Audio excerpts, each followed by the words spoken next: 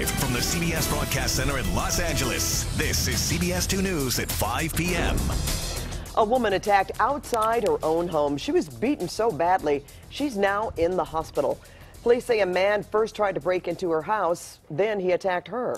Her neighbors called 911. CBS 2's Greg Mills is live in Upland with details on the attacker and what those neighbors have to say. Greg. And Jeff, this woman was attacked in her own backyard right behind this fence. Next door, her neighbor was outside at the time and saw it all from start to finish. It's really scary. It was really scary. Maggie Hernandez watched in horror as a man attacked her next door neighbor in the neighbor's backyard. He already had her in a chokehold and she was screaming, help me, somebody help me. Hernandez yelled to her sister and her niece to call 911. Upland police were here in a hurry. The guy was still in the yard, so the cops stopped right there and got him and tried to pull him off, and he wouldn't get off, and that's when they tasered him. They arrested 29-year-old Armando Ramirez Jr.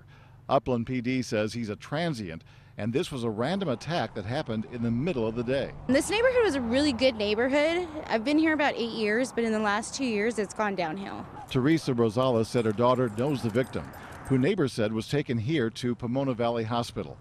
Upland PD told me she is in critical condition, and they helped save her life. They were giving her CPR on her and stuff, but they had... Police officers yes, they were doing it. She said she saw Ramirez rip a screen off this window and throw a rock at it trying to break it. That noise, she said, is what brought her neighbor out of the house. It was here, in her backyard, where Hernandez says she saw Ramirez with a chokehold on her neighbor. It's too scary. My stomach was just so turned, and I just wanted to make sure that she was okay. What happened here has shaken up everyone we spoke to here in this area. This happened too close to home. It's too close, for something like that. The victim is 45-year-old Krista Brazil. Now, her family says she's in intensive care right now, but doing better. As for Ramirez, he is facing an attempted murder charge. Reporting live from Upland, Greg Mills, CBS 2 News. Greg Mills, thank you. A South L.A. man accused in the death of his own 4-year-old daughter just appeared in court. Charles Richard Lee is charged with assault on a child causing death.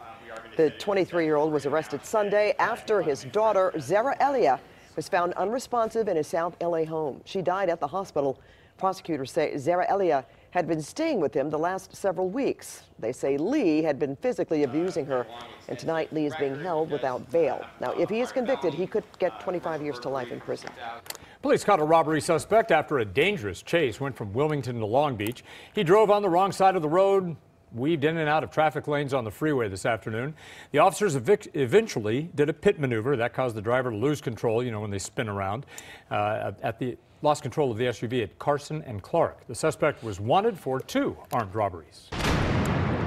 Well, feels like we're going through a bit of deja vu. Storm preparations are again underway. So people all over Southern California are patiently waiting for this rain to come. We have team coverage tonight. CBS 2's Orange County reporter Michelle Gili is live in Seal Beach, but we begin with Garth Kemp. Garth? Yeah, well, I think things look pretty good for us as far as the burn areas go. Good afternoon, everybody. There's a look at the low. It's about 600 miles or so, just sitting off San Francisco, the Associated Front. What's going on, and the reason I think it might bodes well for the burn areas, at least it looks that way right now, is we're getting this little offshore push. It's funny because up north of Point Conception right now, they've got lower humidity. What you're seeing in the rainfall is not necessarily all of it hitting the surface. So at the surface, we have a little bit of an offshore push, interesting, and that's drying the lower atmosphere out. And that might be the saving grace as far as the burn areas go for us. Plus, the position of the low is going to start to move itself down more so towards the south. So that's what we're watching for right now. They're getting pretty good rain, though, up towards Point Conception and north. But like I said, the heaviest of it offshore, not necessarily pouring down into the surface. I'll explain more to you, the timing of it, all that coming up in just a few minutes. Back to you guys. Thanks, Garth. Well, folks in the OC are gearing up for the storm. CBS 2 Orange County reporter Michelle Gili is live in Seal Beach, where people are getting sandbags. Michelle. Pat, that's right. And here it's happening behind me. This is David Taylor. He works in construction for a company called Real Building. And they've told him to come down here to this sand pile at Station 44 in Seal Beach at this fire station. They're doing a remodel a few blocks away. He's picking up about a dozen sandbags to place at the end of the driveway to keep dirt and mud out of the street when these rains come. And this is just one way that people here in Orange County are preparing for the storm. crews began cleaning up the mess in Capistrano Beach caused by last week's storm as the clock ticks closer to rainfall. Well, there used to be fire rings and picnic tables, and it was a whole family thing where people came down, had campfires, and there's no beach. The surf and the rain battered the wooden boardwalk at Capistrano Beach Park, causing it to collapse. The basketball court perched above the sand was undermined. Palm trees and light poles fell. Workers took advantage of sunny skies to get as much cleared out as possible before the next storm hits later tonight or tomorrow morning. We are expecting 1 to 2 inches of rain. National Weather Service may put a flood advisory in place if we get the wind and the swell going in the same direction. So there is a possibility. Tons of sand was moved at Main Beach and Laguna Beach. An earth mover was used to create a channel for the storm surge to escape in the hopes of preventing flooding. In years past, this area has been inundated with water during big rain.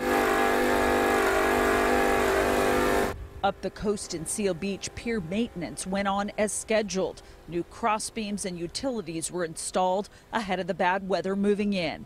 The sand berm, designed to keep waves from reaching waterfront homes during storms, is in place again this winter.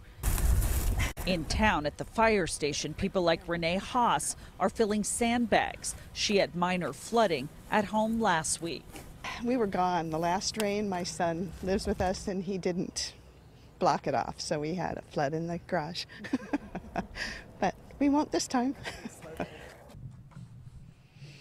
Back here live in Seal Beach, I have a feeling this sand pile is going to be a busy place tonight. Again, this construction worker, David Taylor, finishing up his job and filling these sandbags. He says that he's going to be on his job site, again, which is just a couple of blocks away from here tomorrow, despite the rain. He says all the work, though, will be done indoors.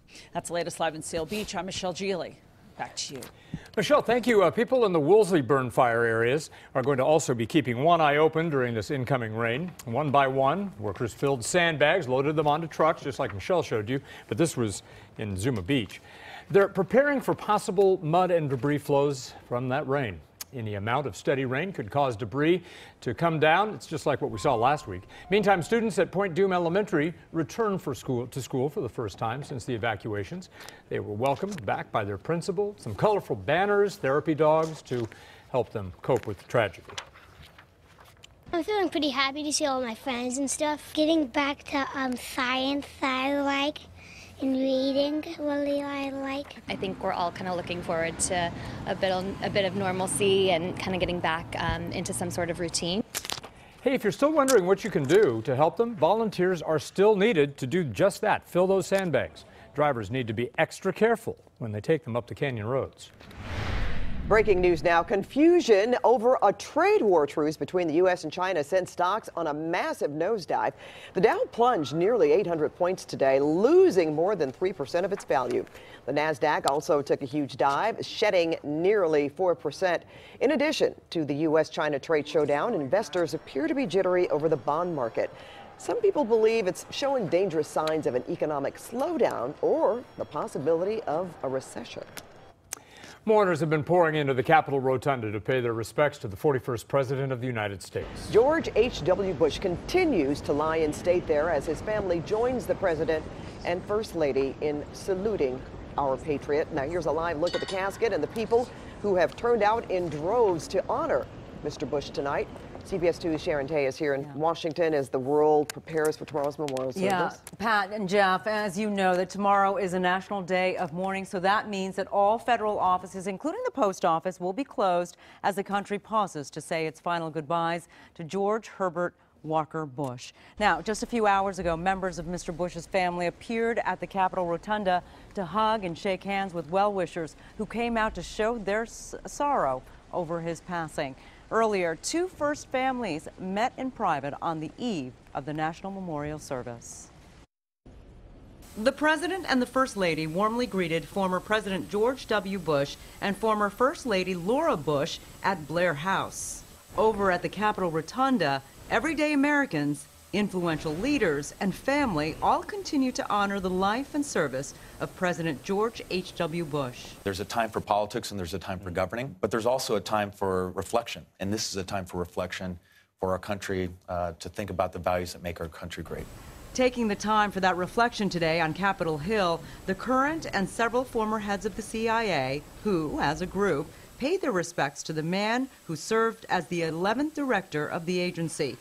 And some of the military leaders of Operation Desert Storm who served under President Bush, including Colin Powell, who said Mr. Bush was very deliberate in how he planned for war. He cared about every single soldier, sailor, airman, and Marine we sent over there. And he wanted us to finish the war quickly and to get out of Iraq and back home and away from Kuwait quickly.